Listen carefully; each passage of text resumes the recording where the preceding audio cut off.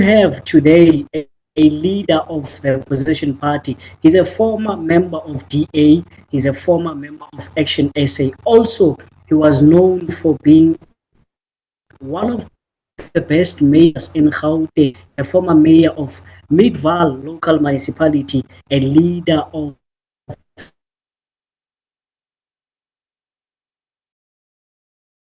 Bongani Baloyi. Mr. Baloyi, thank you so much for speaking to Johannesburg this weekend of Lodi and Ennerdale. What is it that will be happening in that community meeting? Well, thank you so much for the platform.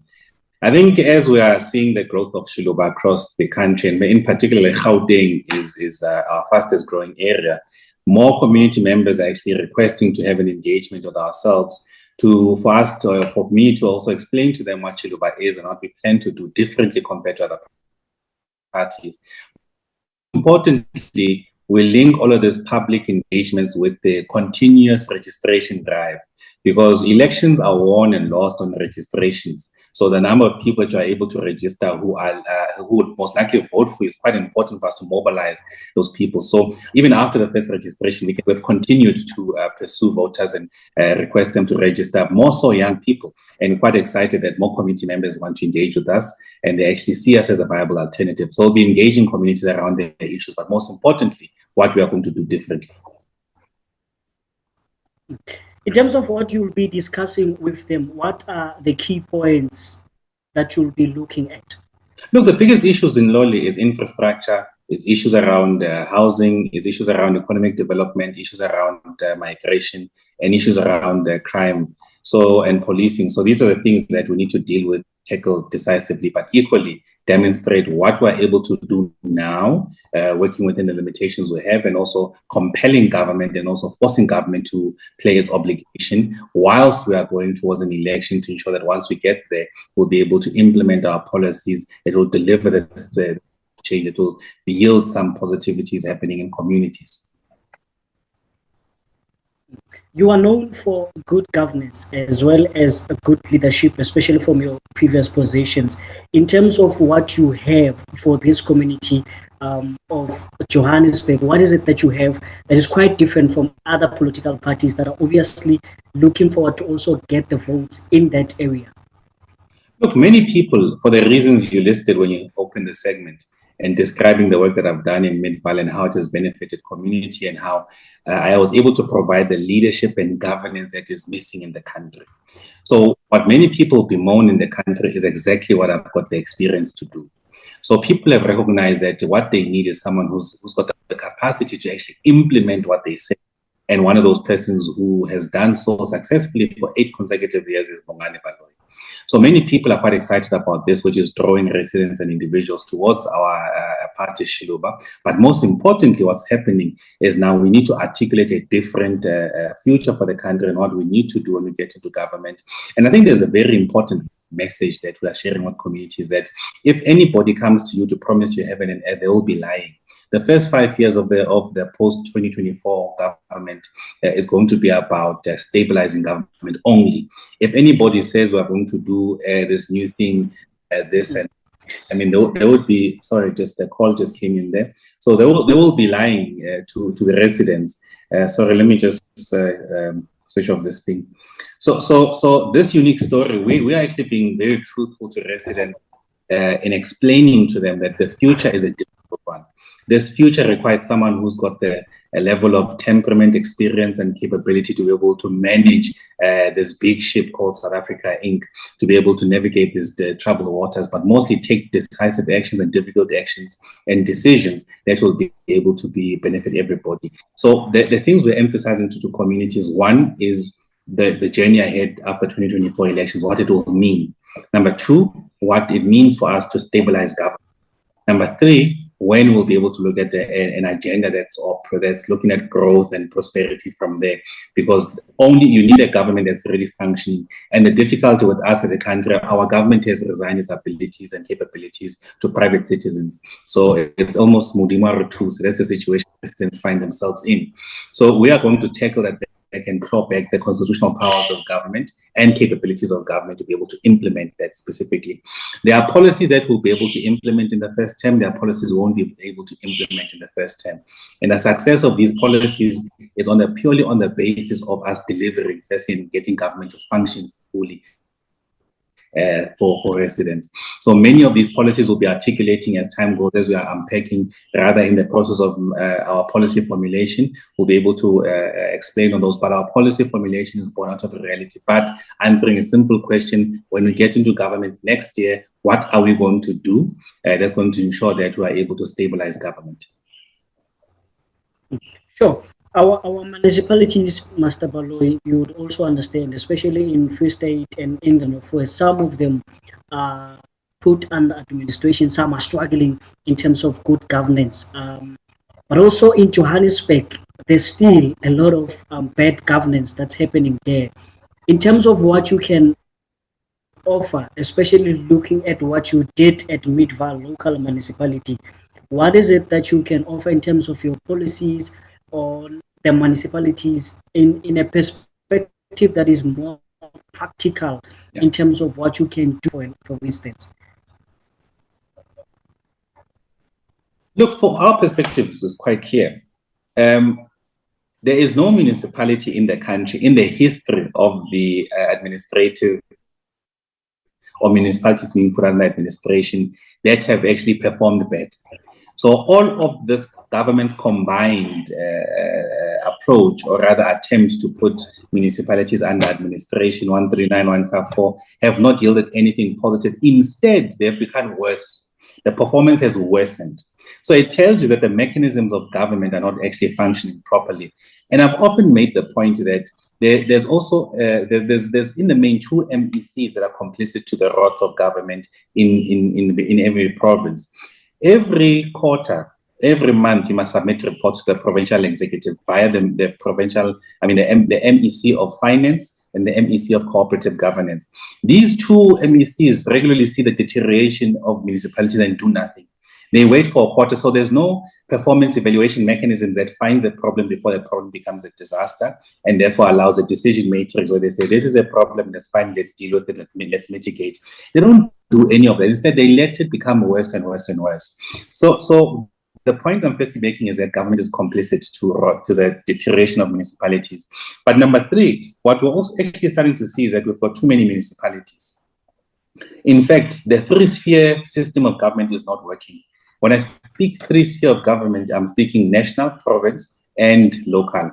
We are of the firm view that we need one less sphere, and that one less sphere is province. So our approach is going to put a firm proposal to say, let's remove provinces and let's have less municipalities. But as we do so, we need to create small municipalities that are compact, that make financial viable sense as well, but municipalities that must be led by competent leaders, be it from political side and also administrators as well.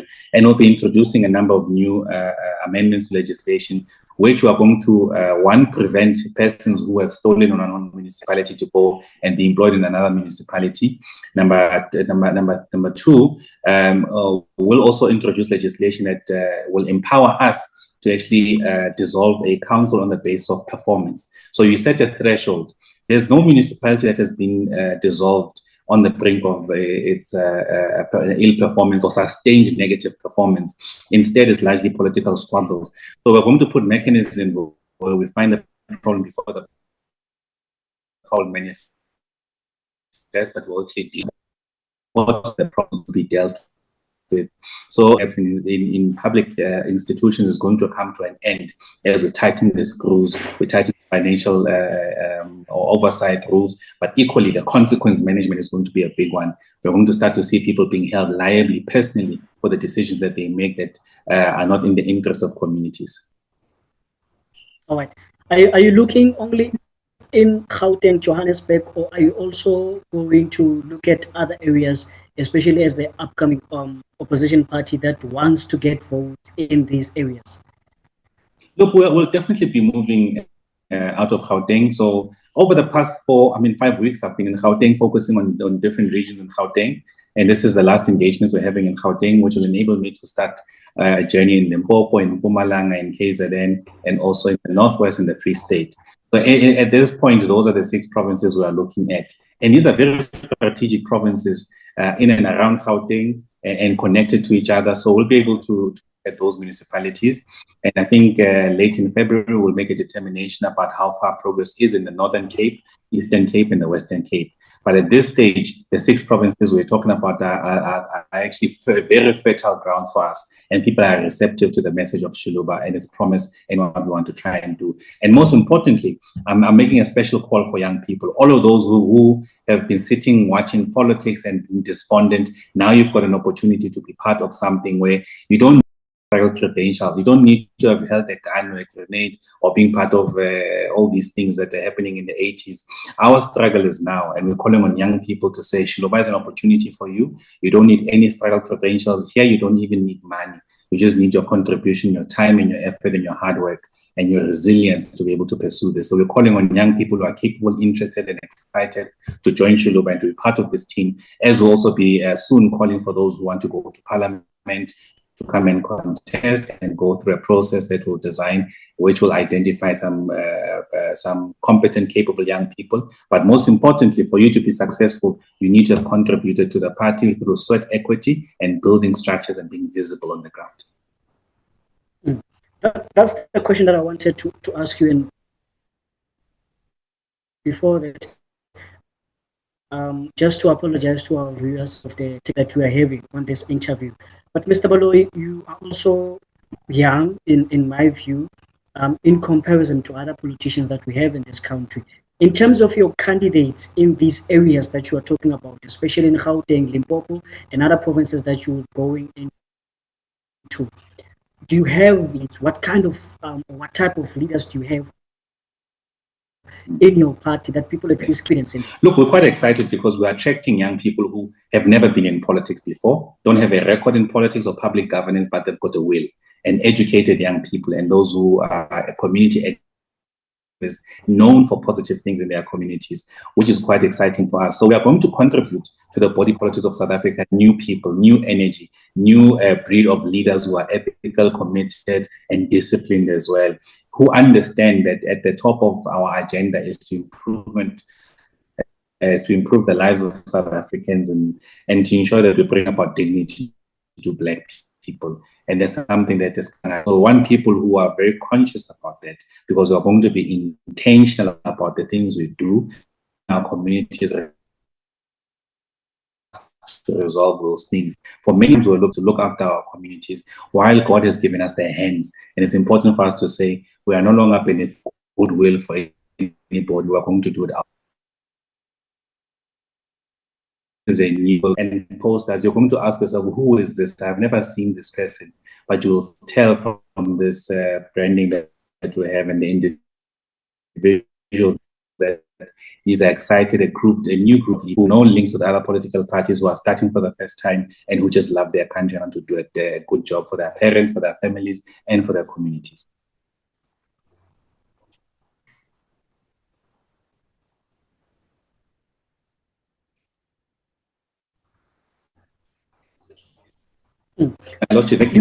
You are also speaking about attracting young.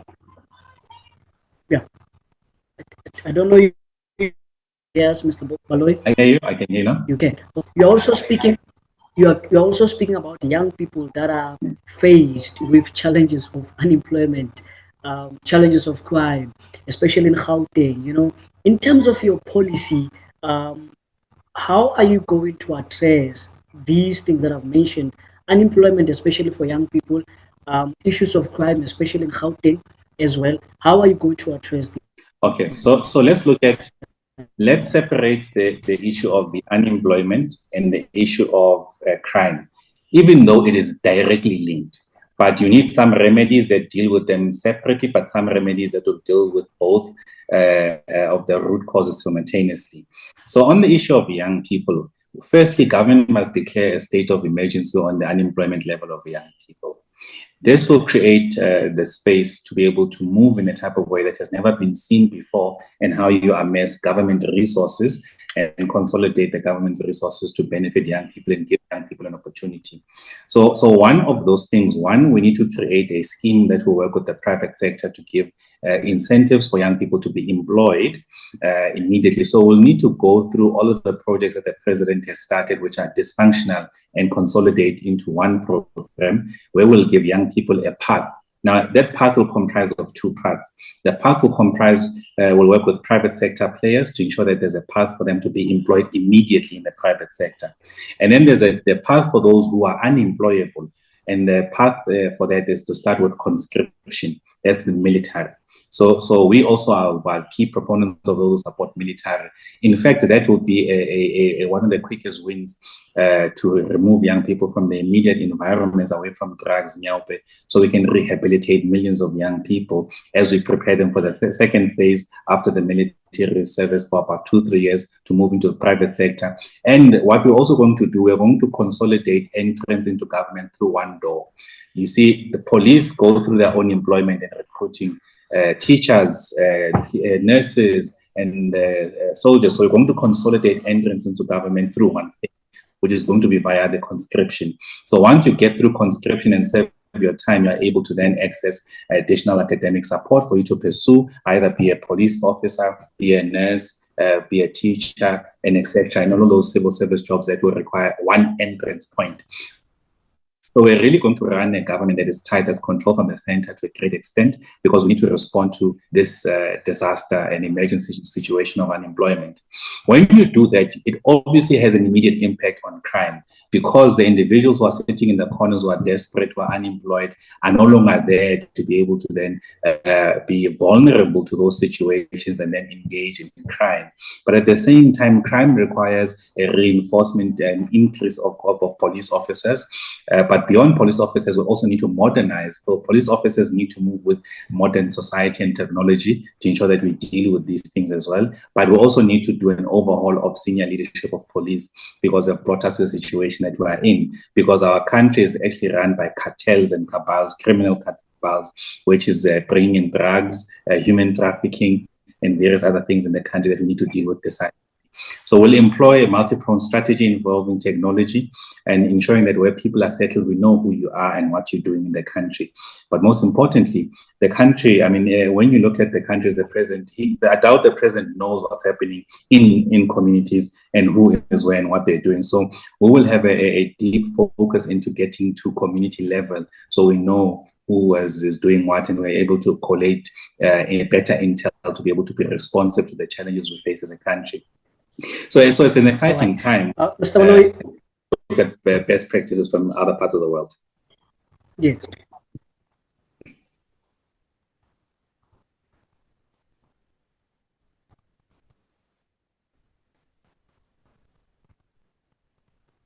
All right. Right. Mr. Baloyi, before I let you go, and also apologize from our side in terms of the technical errors that we are having.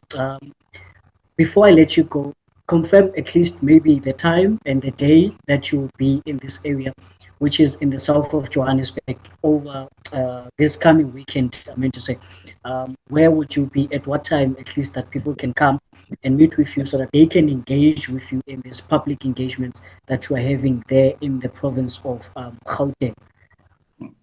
Look, we're quite excited that we'll be in Loli, where we'll be engaging residents of Ennerdale, Loli, Joburg South. We'll be starting the engagement at 10 o'clock, a public meeting, and thereafter I'll do a walkabout and get more young people to register and signing up members as well. So from 10 o'clock until about 2 o'clock, one will be in Loli with the community, engaging them. And I think Loli, people will be very surprised, because Loli is our heartbeat in Johannesburg. That's where we've got thousands of members in Loli. So it's quite an exciting campaign for us to wrap up our campaign before the year ends. So we're quite excited. But most importantly, I want to reiterate our call to young people. Young people, those who are despondent, you don't see political options, you don't see that you can actually have a meaningful participation or contribution in politics. Xiluva is that opportunity for you. So come join us as we work side by side with each other to build a formidable alternative for this country. All right, that is the president or the leader of Xiluva. It's a political party, opposition party in South Africa. It's led by Bongani Baloyi, who's known for good governance, good leadership. We've seen him before in the previous leadership or position that he had. Now he's taking things on his own hands, and he'll be in Johannesburg talking to the residents of Johannesburg, at least in the south of Johannesburg. Mr. Baloyi, thank you so much for talking to us, and thank you so much for sharing this detail. We're looking forward to that meeting. We're also looking forward to speak to you after that meeting, at least to hear in terms of where you are going from there. Thank you so much. Really appreciate it.